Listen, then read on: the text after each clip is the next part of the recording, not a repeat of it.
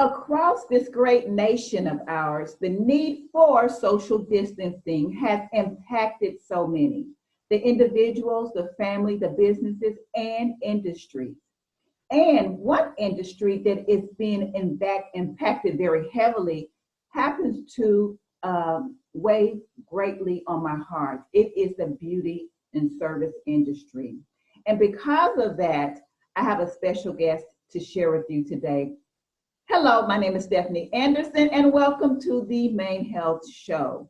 We've been talking about the COVID-19, which is the coronavirus disease 2019, and the devastating effect that it has on so many different communities, economically, the hardship of the responsibility of social distancing, and even being infected with the disease. Well, recently, we have a superstar that has come onto the scene that so graciously she accepted my invitation to appear here on the Main Health Show. Now, for those viewers who are normally used to see me at the studio, you'll notice a little change, and that's why I'm practicing social distancing so the camera crew and everyone at Main Health is safely at home. So I am shooting from home today. So without further ado, let me say hello to Miss Kristin Snyder. Hi, Kristin. Hi. Hello, dear, and thank you once again for accepting my invitation to Main Health. I did ask you for a quick bio, and let me tell you, this is the most modest and short bio, so I'm going to have to pull a little bit more information from you. But let me I'm so modest. I see, and it's very humbling to have someone that is doing such great things to be so modest. But I'm going to pull some information out of you. I don't know what this is going to be. I'm going to start turning very pink. Oh, Lord. Pink looks good on you. But let me just share what you did give me. Kristin Snyder is a 38-year-old salon suite owner and licensed stylist from Ann Arbor, Michigan. She lives with her wife and 3 children. She loves building relationships with her clients and bringing their inner awesome to the outside, helping to give them new perspectives on themselves. Okay, so there we have it in a nutshell. Kristin, kind of elaborate what it is and what your passion is in the hair industry. I think that the people are, truthfully, which, I think for all of us who do hair, you have this like creative flow, and I'm discovering that mine is being, heavily atrophied while I'm at home. But I really miss my people right now. They're like my extended family.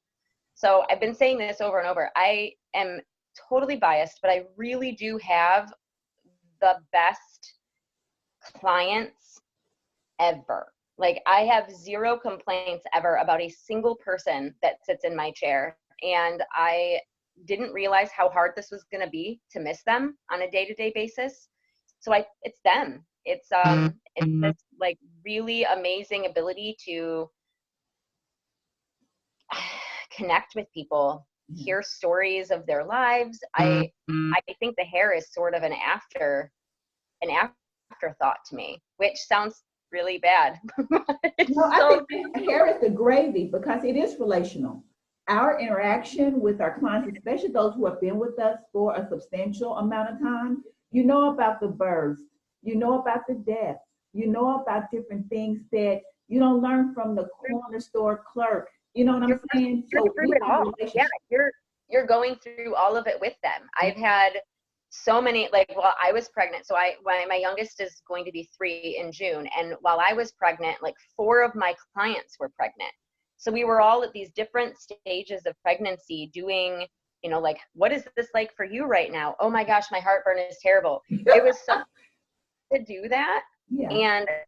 And then to later be like, let's get the babies together at tumble class or the library or whatever, just to keep it going. Yeah. And I think that the reason I know that my clients are the best is because a lot of stylists have a very clear boundary, and for good reason. They need very clear boundaries professionally to friendships, but none of my clients need that. They all are incredibly respectful of my time and incredibly respectful of what I do for a living. So I've never had a client ask me for free things just because we're friendly. It doesn't happen. If anything, they want to pay me more, which I'm like, no, that's completely unnecessary. So I don't know. It's always the people for me, which I didn't know that was going to be the case when I started in cos school. I thought it was really going to be about what we all do. We're all like, I want to make rainbow ponies. It's going to be fantastic. It's the artist. It's the All I artist want to inside do is of make little rainbow magical unicorns. And no, it wasn't. From very early on, I realized how much I really enjoyed listening to everyone tell me about their lives. Well, you have identified to me the passion that you have for your clients. However, I've identified, even before we got the opportunity to meet this morning, I identified a passion that you have for this industry and the professionals in it. And that's why we're talking today. I want to talk about that petition. You know, when the virus started and everything, and we realized that we were going to have to social distance, how can we do hair 6 feet away? It confounds me. So I just kind of want to talk to you, if you will, give me some information, Kristin, about what initially, you know, how you came about the petition and the need for it. Well, because I'm a little sweet owner, you know, we had started seeing these, you know, I'd sort of been watching it a little bit here and there. I'm a very busy human in my life. So I'd sort of caught up with the updates of it going, you know, like case in Washington, there were 2 cases and there were like 6, you know, it was growing. But we hadn't had any here in Michigan yet. And I have a friend of mine. We've been friends for a very long time. She works in the large gig industry here in Detroit, Michigan. And she posted a petition, shared a petition she had signed for gig workers. Okay. Because it's a massive industry and has huge layoffs right now. I'd say it's at or rivals where we are as personal care professionals easily. Okay. So she shared it on her social media and I clicked on it and I immediately signed it because obviously, like, I want to support what's going on for her. But I realized that we needed that. Like, we needed someone who was going to, like, try to get stuff for us too, because if they were getting laid off, it was only going to be a matter of time before we started to get laid off. And we'd been talking about it in our, like, sweet collective about, you know, what we were doing differently and sanitizing things differently, not better or worse, just differently. More deliberate. And I think we were all being more deliberate. Yeah, it was. I mean, I think that it's very easy for a lot of us. No one wants to admit it out loud, but it's very easy for us to get a little lazy in how we do things. And I realized that it was becoming more of an issue. So I signed her petition, or the one that she shared, and I was kind of laying there in bed with my toddler. And I was like, you know, we don't have one of these. There's not one of these for us. And they're asking the government for help with this and to get recognized. Like, we should do that. So I just, you know, started typing and I posted it. I remember I think it was like 9 a.m. It was like 9 a.m. Sunday morning on the 15th. And I started getting signatures pretty quickly. I put it on a few of the professional groups on Facebook that I belong to. And this one wonderful woman started messaging my business messaging on Facebook. She's like, oh my gosh, you're at 43,000. And it was, you know, like 1 o'clock in the afternoon. She's like, this is amazing. And a little later, she was like, you're at 68,000. And I'm like, wait, what? So I look at it and it went from, I think it from like 4 o'clock on Sunday till like 8 o'clock. We went from 40 something thousand to like 80,000. Wow. And then I was like, this is way bigger than I thought it was going to be. Wow, this is kind of neat. Monday, the next day at 1 p.m., it was at 463,000. Yeah. So this was bigger than I realized it was going to get. It was nice though, To be completely honest, it's been really amazing. Some of the stories I've read that people have posted about why, because I feel like our industry is very much a behind the scenes sort of industry. Yeah. You know, we're the ones that are, you know, doing hair and makeup for actors and actresses. And yeah, we win Oscars, but no one remembers us. Like, no one remembers who won Best Hair and Makeup Award unless you're into that kind of thing, you know, at the Oscars or the Emmys. No one talks about the, you know, the nail tech who purposely did the nails of some actress and then chipped them on purpose so that she could have chipped nails for the scene she's in. Like, we're so behind the scenes that it was really refreshing to know, because I know that there are not 463,000, well, now almost 1.2 million. Yeah, I was going to say, we've exceeded that 400,000 mark. Yeah, we did. I think we were at 1 million. We were almost. We went to 1 million overnight between the following Friday. So Friday would have been what, the 20th? Mm-hmm. Between Friday and Saturday morning, at some point, it hit 1 million. I was asleep. I don't know when. I just know I woke up to like lots of emails like, we did it. Yes, Yeah, yes. But let me say this. I'm sure quite a few of the professionals that are watching, and then even some of clients that are shared it. I mean, I even sent out an email of my newsletter to my clients, and I definitely put the link to your petition, and not to the point of you getting alerts, but it's like, oh, you're an influencer. This person signed, this person signed. So I think we got a wildfire going that has really made a difference. But before I get to the difference that it's made, let me say that as modest as you are, I want to thank you personally because you saw a need. And without even thinking about it, you jumped in. A lot of times that's what I try to encourage people is that when you see something, please don't wait till the next person to do it. And that's sometimes what we do. Because you weren't looking for any gratuity, you weren't looking for any type of alms, you weren't looking for to be, you know, lifted up. I think that's what makes it so much more appreciative, because it shows that anybody can make a difference. Well, so there's been some hiccups with that. Okay. As unfortunate as it is. So the largest hiccup to jumping in without doing any research, because that's exactly what I did. I woke up, I started writing it at like 7:30 in the morning. It was posted by 9 a.m. that morning. I never did any real thinking about the platform I was using or anything. I had only ever signed petitions on this platform before. And it's been a while since I have. So I created it, and within a couple of days, I started getting emails from people or posts to my public, you know, business page asking where the money was going. What money? Yeah, exactly. We're asking for signatures. We didn't ask for donations at that point. I'm like, what money? I didn't ask for donations. Like, what are you talking about? And so it took me a little bit of, I actually had to sign my own petition by creating a separate account to see what they were talking about. And apparently, once you sign the petition, they then ask you for money to share the petition to help promote it. I didn't know that. Didn't know it. Yeah. So I immediately was like, oh, wait, okay, hold on. Let me just make sure everybody knows where this money is going, because I think a lot of people either thought, A, it was going into some sort of fund to give back to stylists, like a crowdsourcing. Yeah. And that's where I think, or that I was getting it, which much to my 15-year-old chagrin is not happening. Yeah. And you need to clarify that, make it known that that was not indeed the case.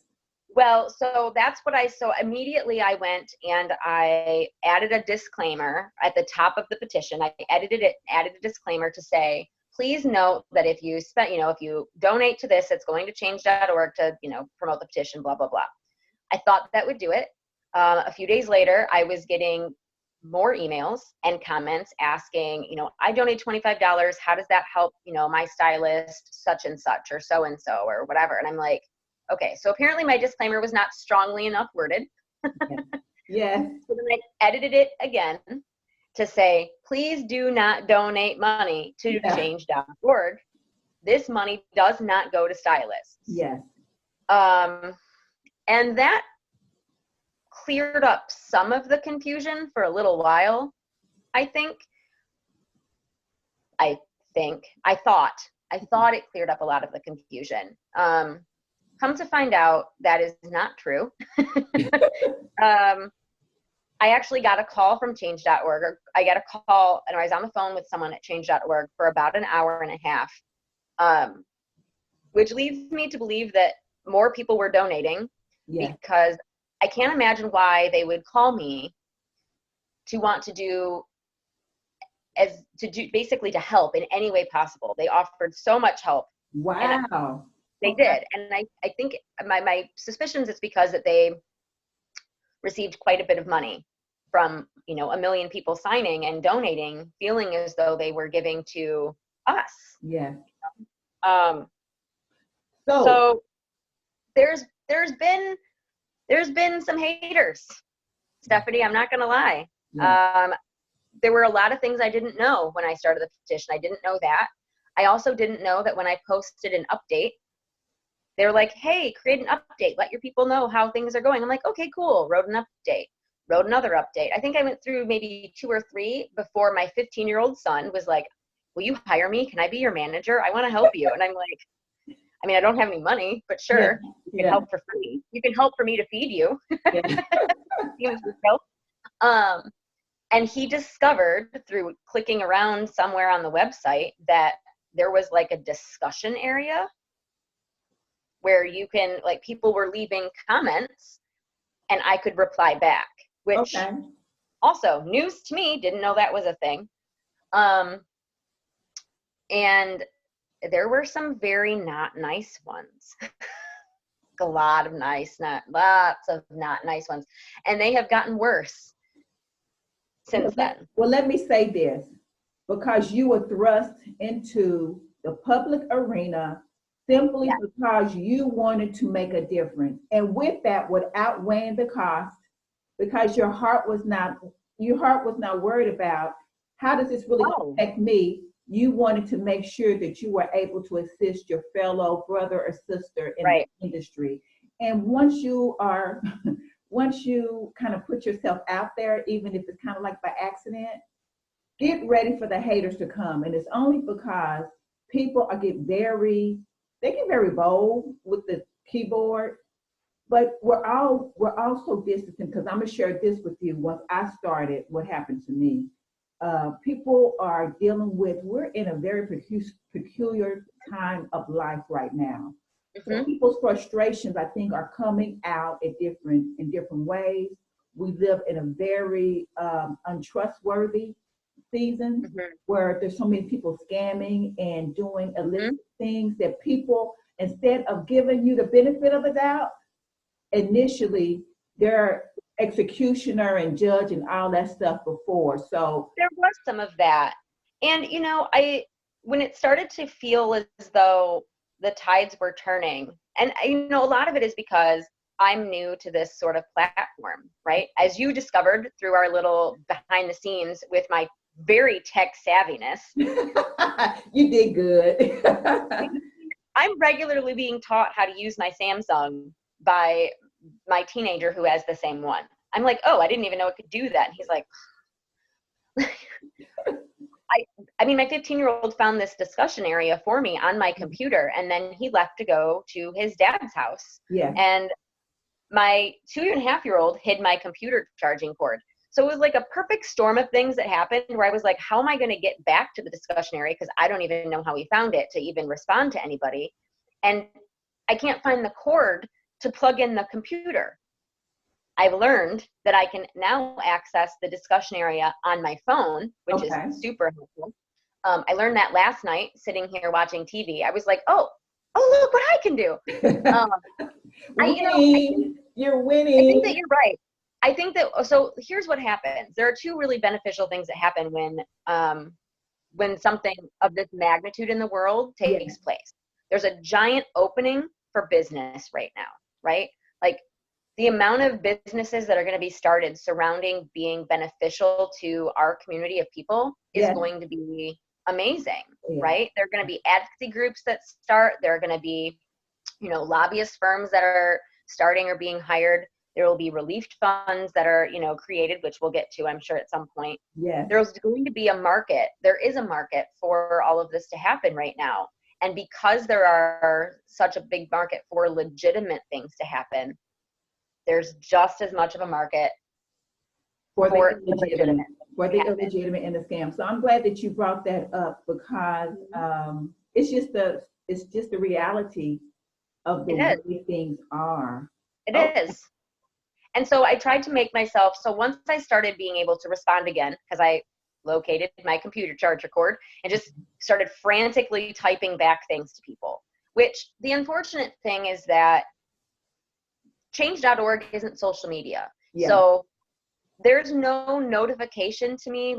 So let's start with, I am one human being sitting behind a laptop and a phone who started a petition with almost 1.2 million people that have direct access to contact me. Okay. Yeah. So talk about grassroots. That is definitely grassroots. It is. But there's no I think some people think there's a committee of us running the petition. Mm-hmm. There's no committee of us running the petition. There's me reaching out to some people who've offered to reach out to media or reach out to corporations and stuff. But when it comes down to it, the only person who has the login information for the petition is me, because it's my Facebook login. I can't give it to someone else to run. Yeah. So that's part of the issue. The other issue is there's no notification that comes to me when someone leaves a message on the discussion board. I don't get an email. I don't get a push notification, not a text message. Yeah. There's not even a little icon on the petition dashboard that pops up saying, you've got new messages. Nothing. So in order for me to know that a comment has been left, I actually have to leave the dashboard where I control what happens to the petition, view it the way everyone else in the whole world is viewing it. Okay. Scroll to the bottom, click on an update, and then wait for all of the comments to load. Wow. To see that there's a new one. So I had to do that for every single one that had been happening over the last, it's been almost 2 weeks now. Yeah. So I started doing that. And when I started realizing how much more there was for people to ask questions about my legitimacy, I just started giving them my email address. I'm like, here's my email address. Here's my Instagram handle. Here's my phone number. If you have questions about the face that you're seeing on this, please reach out to me. Send me an email. Reach out to me on Instagram. I actually had a 45-minute conversation with a woman who was very cynical. Yeah. Very cynical. And I was like, please call me. You can call me right now. You're going to hear my 2.5-year-old in the background. Yes. But if there's any way to prove the legitimacy of someone, it's having a 3-year-old walk back and forth in front of the camera 8 times. I don't know how more real I can get for people. Let me say this. The more I talk to you, the more I really respect what you're doing. The transparency that you are willing to give people. But let me say this as well, that I've been in positions, especially when I first started and had my first YouTube channel, or you feel like you need to justify. I do. You will get over that very soon and quickly, and not because you won't change as a person. You'll just identify that there are always going to be naysayers. There always are going to be people, regardless of what you say, they're going to be cynical. So you start to guard your spirit, guard your energy, because you have a lot of positiveness out there. That 45-minute conversation. It's right. I think, the part of it that's the hardest for me, and, the woman from change.org tried to explain this to me. My best friend tried to explain this to me. My wife is like, oh my God, it's 5 people out of 1 million. Will you stop? Exactly. The part that's the hardest, or it's not 5 people, it's more than that. But the part of it that's the hardest is that we learn really quickly in this industry. And this is something that sticks with me. It stuck with me forever. that, you know, if you go somewhere and have a bad service, you're likely to tell 10 people about what a terrible experience you had. If you go somewhere and have something great done for you, great service at a restaurant, you're only going to tell 3 people. Yeah. So that one person who's upset with me is going to tell 10 people they know what a scam artist I am. And then those 10 people, when they hear about it, are going to tell their 10 people. And just as fast as the positivity of my message started to spread around and gain support, Yeah. I'm concerned that a few bad sort of reviews of the situation just due to misunderstanding. Yeah. And that's the part that's the most frustrating is it's not even a justification, because I don't feel like these people are bad people. I don't feel like they're overly critical or, you know, trying to hurt the movement or my feelings on purpose. Yeah. I do honestly believe it's misunderstanding because it's happening so much faster than I can answer questions. It's happening in a way that I think they feel like the forum they're asking in is me getting that information and just choosing to ignore them, which isn't true. Which is why I started giving out my information. Like, if you want to have this conversation, please have it with me in a forum I can actually respond to you in, because they don't know that I'm not ignoring them on purpose. Yeah. Well, hopefully this video, which we'll share, and I'm going to blast it out there and give you the capability of doing so also, will help to, if people will take the time to go through it, we'll clear that up. But I want to identify behind every dark cloud, there is a silver lining. So earlier you talked about opportunity. So I happen to know, because I read, and that's some of it. Sometimes people just read, they skim through stuff and they don't read everything. So I read that there was going to be something exciting. It was so exciting. Oh gosh, and you made me wait. But so exciting. I had to wait.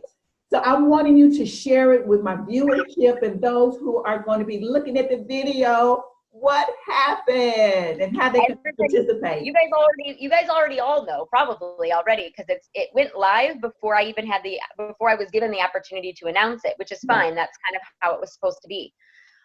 So this thing got all of this support, which was mind blowing.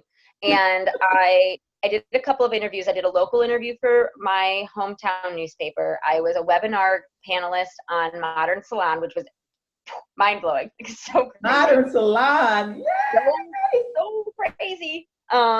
Never in my wildest imagination did I think that was ever going to happen to me. And then I got contacted by change.org because they were obviously wanting to help do as much as they could to help us spread the word of this, because it was the fastest, I believe she said it was the fastest growing petition that week. Huge. Yeah, all of this is so nuts. And then I got an email from a woman named Erin Walter at the Professional Beauty Association, and they had been putting together the idea to create a relief fund for licensed professionals in the personal care industry. They had reached out to a lot of corporations to garner some support for funding, because they're 501c. Everything that's donated to them is a tax write-off regardless. Yeah. Initially, they didn't quite get the response they were hoping for, I think. And so they had signed my petition. Members of their staff had signed the petition and had obviously heard about it. And they thought, this could be the best opportunity we have to help these people. Wow. So they reached out to me with this idea of, if we could get $1 or $2 from every person who signed the petition, we could raise between $1 and $2 million that would go directly into the Professional Beauty Association's COVID relief funding, that then would be doled out to stylists who met their eligibility requirements in a lottery drawing. Yeah. And that seemed like the most perfect way to spin this petition into something really useful, because around the same time that was happening, these bills were being discussed at the federal level. Yeah. And I don't feel like it was our petition that ultimately made those things happen. I think there are a lot of self-employed industries out there. Yeah. And at some point, the culmination of all of those self-employed people asking for help from our government was ultimately what tipped it and made it possible. But I'm thankful that we all got to be a part of that voice, that larger collective. I want to say the statistic is like, it's like a third of the country is self-employed. Yeah. I'm really grateful that, me and the million people who signed this got to be a part of really stressing the need to help us on the government level. Well, thanks for your modesty once again. However, you allowed our industry to have that face, because even here locally where I am, they were identifying different industries as non-essential. But it seemed like, so you gave a face to us in different areas. I'm in Texas, and I know. in you guys aren't closed yet, are you? Yes. As a state. I made the whole state is on, it just came down from the governor. And you guys are all on lockdown, right? Yes. They've been trying to do the social distancing and do the stay safe, work from home thing, but of course not everybody is compliant. So they're getting more strict. But let me just go back to what you said, that you helped to identify the need for the beauty industry and those of us who needed that, because other industries, like you said, your friend that does do the gig work. There were so many other professional industries that been identified that you put us on that, and I did think that was the tipping point. I think that industry got. I mean, it was March. Like I don't watch sports. I'm not a sports person. Yeah. But I know enough to know that March is really not the time for us to have to do social distancing, because I know for a fact that that's March Madness. Yes. And, between, like my son runs track in Chicago. He's a college freshman in Chicago, and his track season got canceled. Yes. He's in a Division III school. If Division III closed off things, I know how big that is for the NBA. I know how big that is for the NBA, the NBA, whatever, whoever's baseball. I don't know. I'm not good at this. I'm not sports. MLB, Major League Baseball, MLB. Because I'm about as, I don't know nothing about sports either. I'm so bad at all of it. I think it's MLB, Major League Baseball, but don't quote me on that. If one of my friends ever sees this interview, he might disown me. But I think that, once we start talking about sports being canceled, yeah, and concerts being canceled and TV shows being taped even without an audience, yeah, all of the focus really went to these big arenas, the concert arenas, and rightly so. Yeah. And rightly so, because there are so many people being affected by that. Yeah. I mean, everyone from janitorial staff to the concession workers to the lighting techs, like it was going to be huge for those arenas just to close down. But a lot of people were focusing just on them. Exactly. And I think that there was a chance that we would have been not lost, because I think eventually we would have been like included in things, but I don't know how long it would have taken for people to realize how close in contact we came. Like, I'm not sure what the decision making started to look like at the government level to mandate the closure of salons.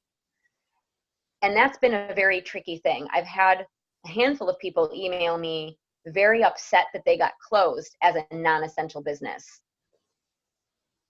because in their eyes, we're not non-essential. And it was offensive to them to be called that. Yeah, I received that too. But the thing of the matter is that, because a lot of us and our clients will let us know that we're essential, but it became a health issue because there's no way for us to practice using that 6 feet social distancing rule. So with that alone, even if you're seeing one person at a time, at first they went with 50 people, then 10, and then, it's just not something that I would think being a responsible professional, you want to inflict on yourself and those who you serve.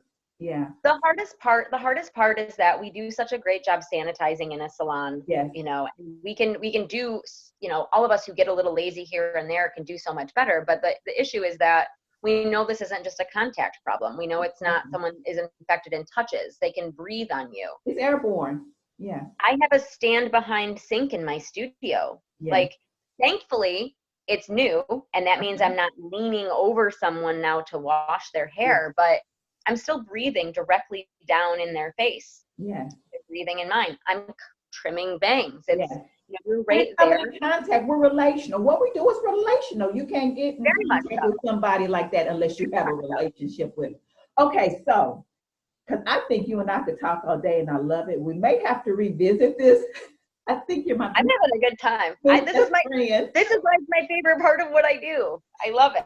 And we'd have to have those type of personalities. We're artists, but I think most stylists and people who do what we do, whether it's nail techs or makeup artists, I think we happen to be a people person. So yeah. Okay, so we may have to revisit this for another time. But what I wanted to do, like I said, is thank you for just to share that what came out of you, just finding your passion to help your fellow professionals. And I like helping. So hopefully I'll be able to talk with the PBA. We know them to be a very legitimate industry to kind of even see exactly how, other professionals can benefit and what requirements are being needed. And then to actually not just have it for the professionals, but to have other people to donate so more funds can be available to those professionals. If I scoot you for just one moment, slightly this way, I can actually read everybody the website to go to for a lot of those. Great. A lot of those answers, because they have a page dedicated specifically to the relief fund. Okay. And that actually probably easier just to Google it or Safari it. Do people use Safari? Oh, iPhone users use Safari.